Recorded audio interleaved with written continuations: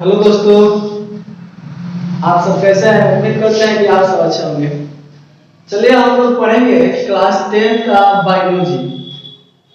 Biology को तीन भागों में बांटा गया क्लास 10 का। इसमें से पहला भाग होता है जैव प्रक्रम। ठीक है, इस जैव प्रक्रम को जानने के हम क्या है और इस जैव प्रक्रम के अंतर्गत कौन कौन अध्याय आते हैं। तो सबसे पहले जैव प्रक्रम होता क्या है? जैव प्रक्रम में होता है कि जीवों की वे सारी क्रियाएं जिनके द्वारा उनका अनुरक्षण होता है। अनुरक्षण मीन्स होता है कि उसके शरीर के विकास से लेकर जितने भी वो क्रिया करते हैं प्रतिदिन, जैसे हो गया उत्सर्जन, श्वसन, उनके शरीर में परिवहन, पोषण, ये सब। तो जैव प्रक्रम के अंतर्गत 4 अध्याय आते हैं, जिसमें से पहला है पोषण। ठीक है, दूसरा होता है श्वसन और तीसरा होता है परिवहन और चौथा होता है उत्सर्जन। ये 4 जो अध्याय ये आता है जैव प्रक्रम के अंतर्गत। इस चारों अध्याय के बारे में हम एक एक करके जानेंगे, लेकिन आज हम जानेंगे पोषण के बारे में कि ये पोषण होता क्या है और जीवों में पोषण कितने प्रकार से होते हैं, किस जीव में कौन सा पोषण होता है, इस सब के बारे में हम जानेंगे। तो आज हम लोग पोषण के बारे में जानेंगे और अगले वीडियो में हम ये तीनों के बारे में जानेंगे।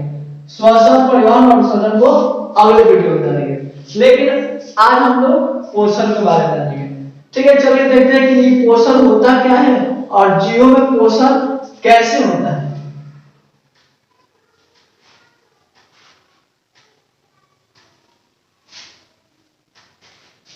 पोषण, पोषण क्या है? पोषण का मतलब कि जीवों में भोजन कैसे होता है, मतलब जीवों में भोजन ग्रहण करने की विधि को ही हम लोग पोषण कहते हैं। अब वो किस तरह भोजन को ग्रहण कर रहा है उसके बारे में हम जानेंगे, कौन जीव किस तरह भोजन को ग्रहण करेगा। लेकिन पोषण क्या है? तो जीवों में भोजन ग्रहण करने की विधि को ही क्या करेंगे? पोषण करेंगे। तो ये पोषण जो होता है ये 2 प्रकार का होता है। एक होता है स्वपोषण और दूसरा होता है परपोषण। पहला होता है स्वपोषण, दूसरा होता है परपोषण। स्वपोषण के मीन्स होता है, इसको जब हम तोड़ेंगे तो टूटेगा स्व प्लस पोषण।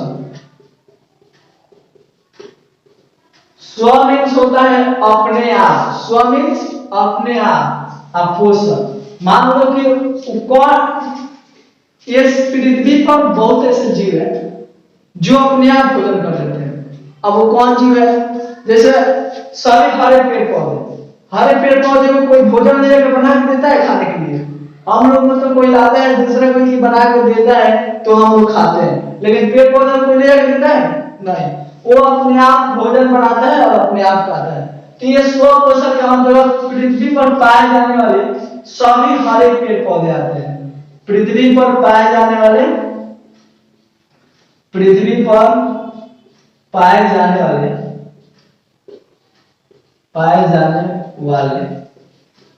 सभी हरे पेड़ पौधे, सभी हरे पेड़ पौधे। स्वपोषण में कौन आएगा बाबू? पृथ्वी पर पाए जाने वाले सभी हरे पेड़ पौधे। सिर्फ इसमें हरे पेड़ पौधे आएंगे बाबू, तू सिर्फ पेड़ पौधा नहीं कर सकता। पेड़ पौधा कहेगा ना तो उसमें सूखा पेड़ पौधा भी आ जाएगा, इसलिए हम कहेंगे कि पृथ्वी पर पाए जाने वाले सभी हरे पेड़ पौधे। चलिए अब ये हरे पेड़ पौधे अपना भोजन बनाते कैसे हैं उसके बारे में हम जानेंगे। ठीक है, तो हरे पेड़ पौधे भोजन बनाने के लिए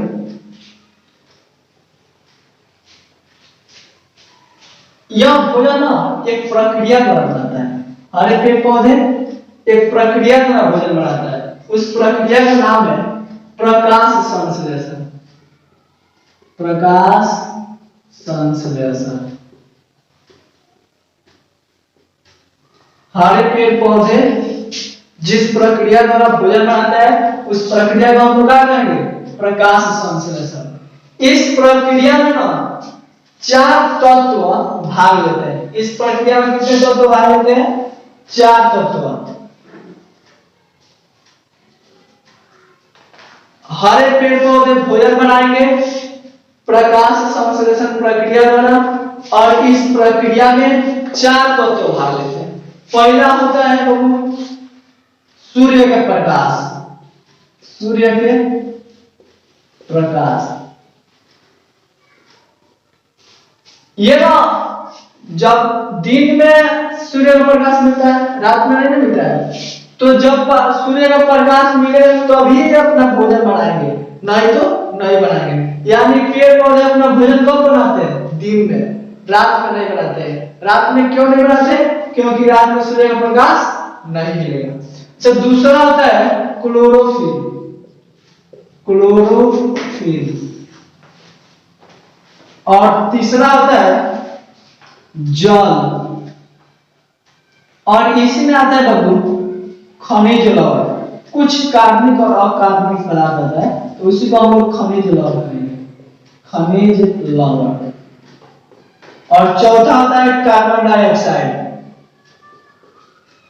कार्बन डाइऑक्साइड।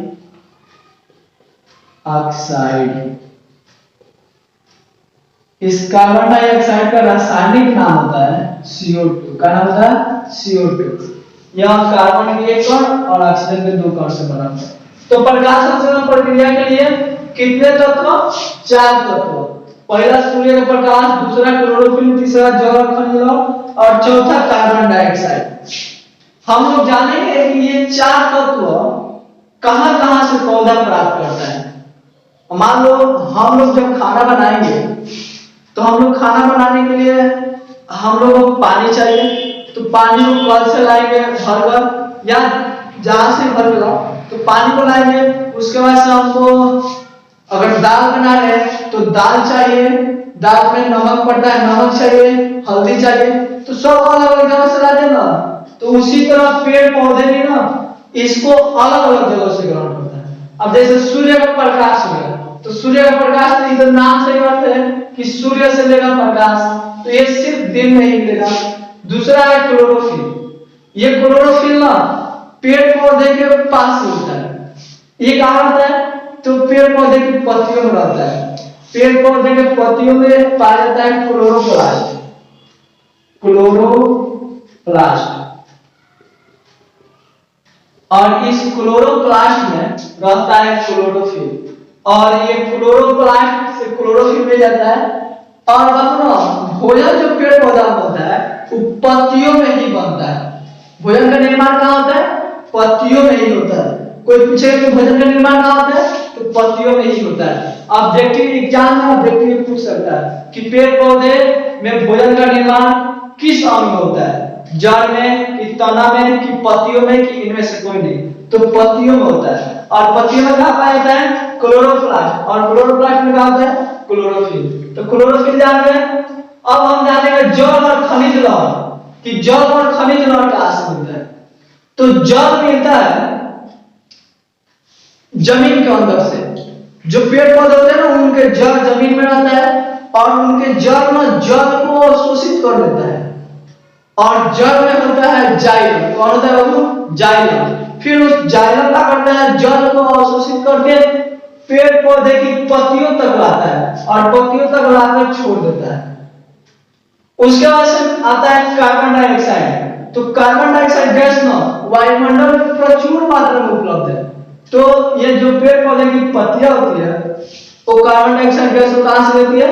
तो वायुमंडल से लेती है। ठीक है, अब देखिए, तो सूर्य का प्रकाश हो गया, सूर्य से क्लोरोफिल के पत्तियों में ही, जल और खनिज जड़ से, कार्बन डाइऑक्साइड वायुमंडल से। ठीक है बाबू। अब ये चारों जब मिल जाएगा ना तो उनकी पत्तियां क्या बना देगी? भोजन का निर्माण कर देगी। अब जब उनकी पत्तियां भोजन का निर्माण कर लेगी तो वहीं पे रहता है फ्लोएम। कौन रहता है? फ्लोएम। फ्लोएम, अब ये फ्लोएम क्या करता है कि जो भोजन बन रहा है ना उस भोजन को अपने ऊपर लाद लेगा, मतलब अपने ऊपर रख लेगा और रख के घूमेगा, पूरे चारों तरफ घूमेगा और पेट पौधे के जिस हिस्सा में भोजन का जरूरत होगा वहां पे ले जाके दे देगा। यानी ये किसका काम कर रहा है? वेटर का काम कर रहा है। किसका काम कर रहा है? वेटर का, यानी भोजन को ले जाके विभिन्न जगहों पर क्या कर रहा है? बांट रहा है। ठीक है, तो हम लोग देख लिए कि प्रकाश संश्लेषण प्रक्रिया क्या है और इस प्रक्रिया में कौन कौन तत्व भाग लेते हैं और उसके बाद से प्रकाश संश्लेषण प्रक्रिया के बाद से क्या बनता है। तो प्रकाश संश्लेषण प्रक्रिया के बाद से भोजन बनता है और भोजन को कौन पहुंचाता है? इधर उधर फ्लोएम। कौन पहुंचाता है? फ्लोएम। ठीक है, इतना हम लोग देख लिए। अब देखो ये जो प्रकाश संश्लेषण प्रक्रिया है तो एग्जाम में पूछता है कि इसका रासायनिक सूत्र 2 नंबर का पूछ लेता है कि इसका रासायनिक सूत्र लिखें। इसका रासायनिक सूत्र भी हम लोग देख लेते हैं कि क्या होता है।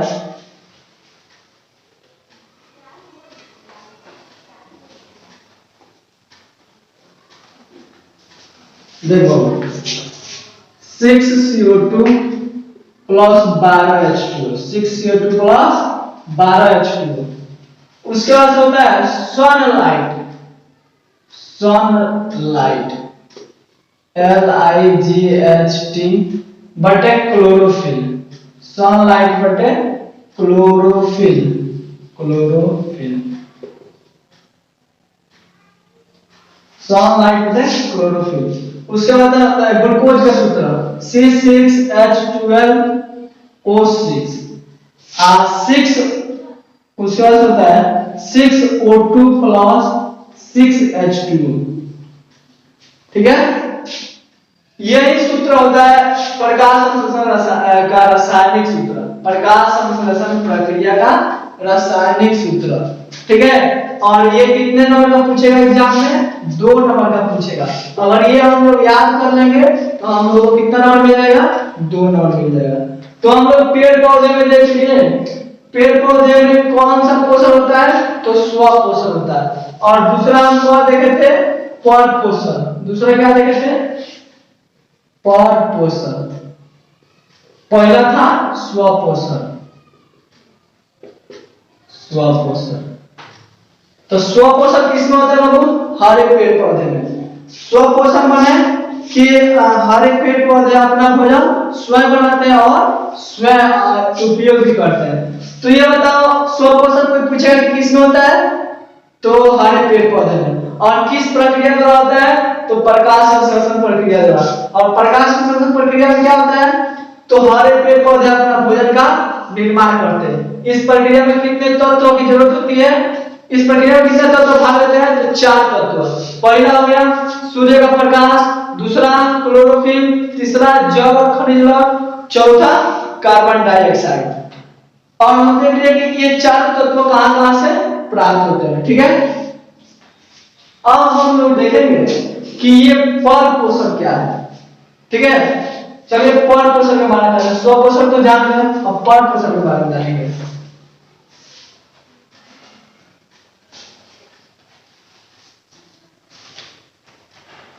पर पोषण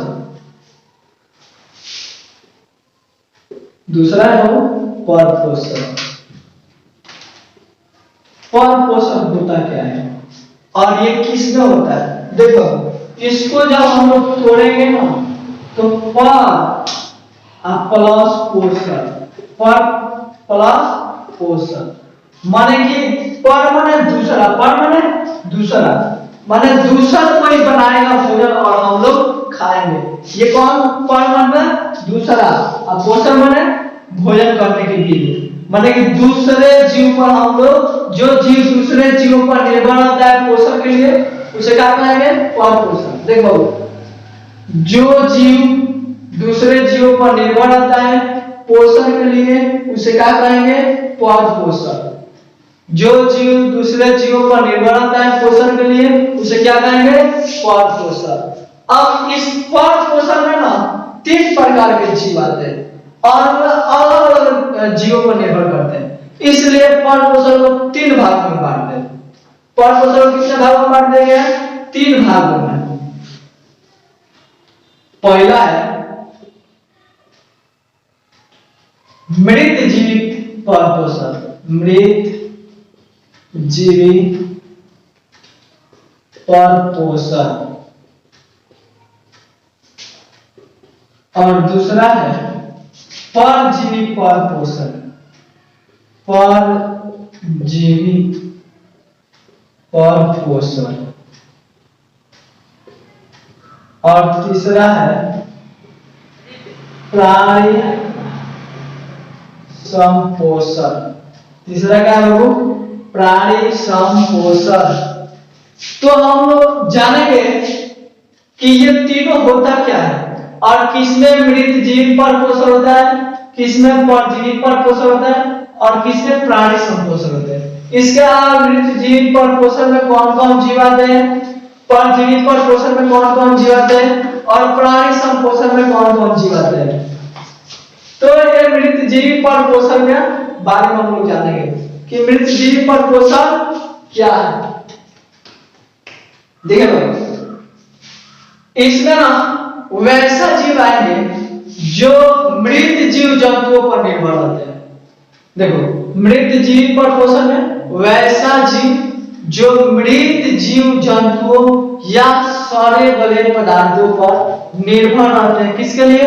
तो पोषण के लिए। तो इसे क्या कहेंगे हम लोग? मृत जीवी पर पोषण। वैसा जीव जो मृत जीव जंतुओं या सड़े गले पदार्थों पर निर्भर रहते हैं उसे क्या कहेंगे? मृत जीवी पर पोषण। इसमें आपको जीव किस पे निर्भर आएंगे? तो सड़े गले पदार्थों या मरे हुए जीव जंतु।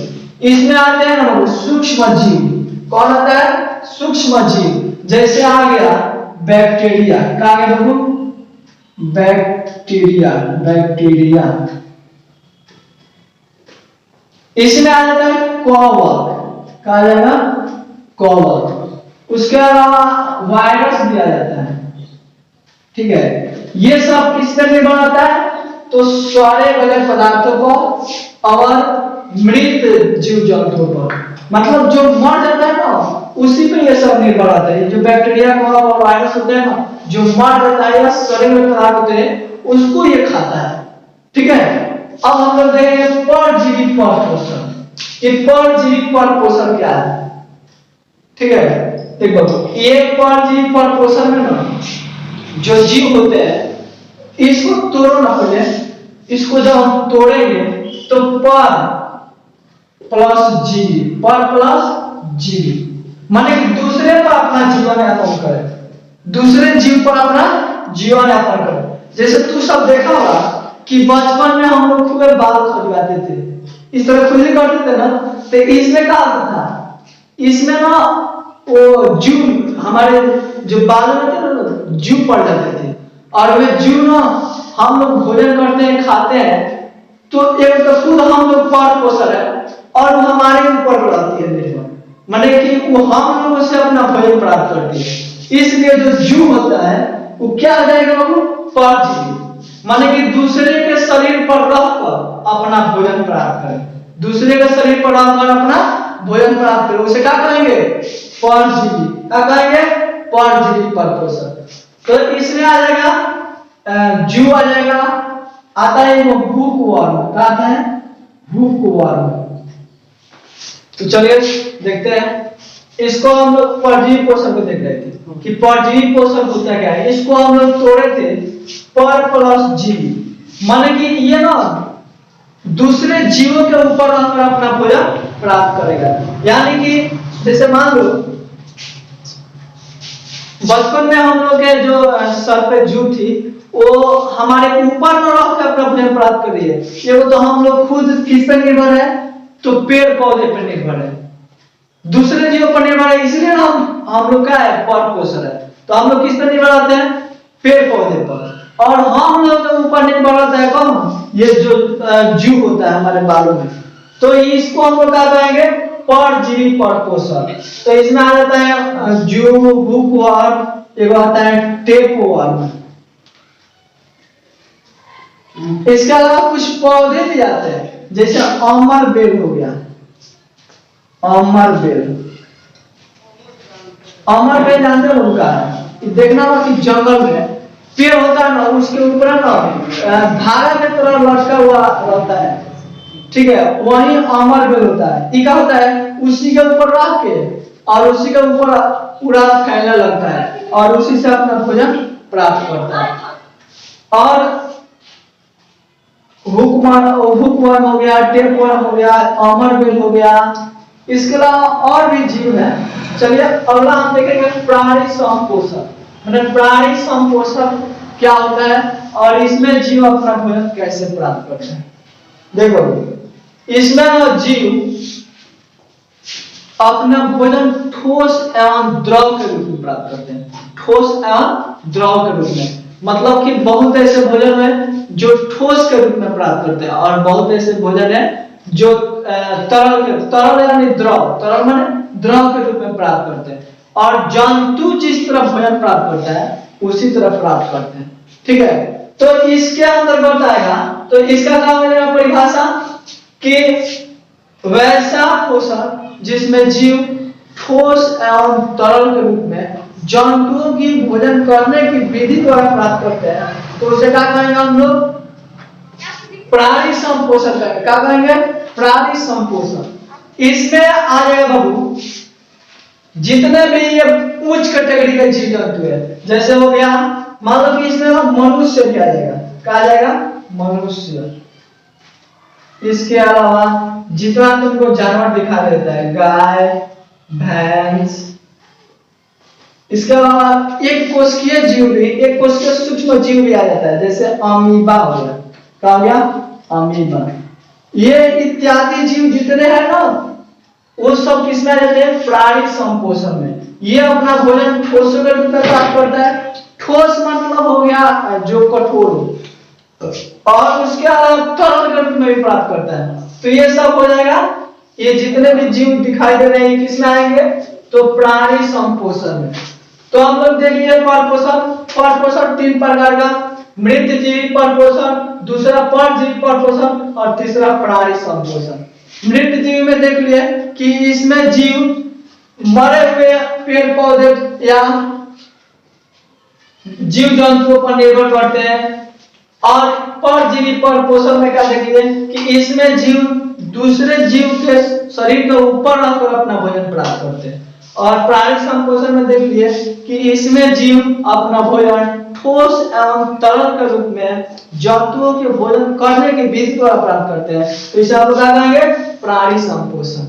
तो दोस्तों आज के लिए हम लोग इतना ही सीखे और अगला दिन हम लोग देखेंगे। हम लोग देख लिए कि पौधे में पोषक किस प्रकार होता है। अगले दिन हम लोग देखेंगे कि जंतुओं में पोषक किस प्रकार होता है। पौधे में पोषक के लिए कौन सी प्रक्रिया थी बाबू, तो प्रकाश संश्लेषण प्रक्रिया थी। और तो प्रकाश संश्लेषण प्रक्रिया आप लोग याद रखेंगे तो एग्जाम में हमसे एक भी सवाल नहीं छूट सकता। अगले दिन हम लोग देखेंगे कि जंतुओं में पोषक किस प्रकार होता है। चलिए ठीक है, आज के लिए इतना ही। और कैसा आप सबको ये वीडियो लगा आप लोग कमेंट करके जरूर बताइएगा।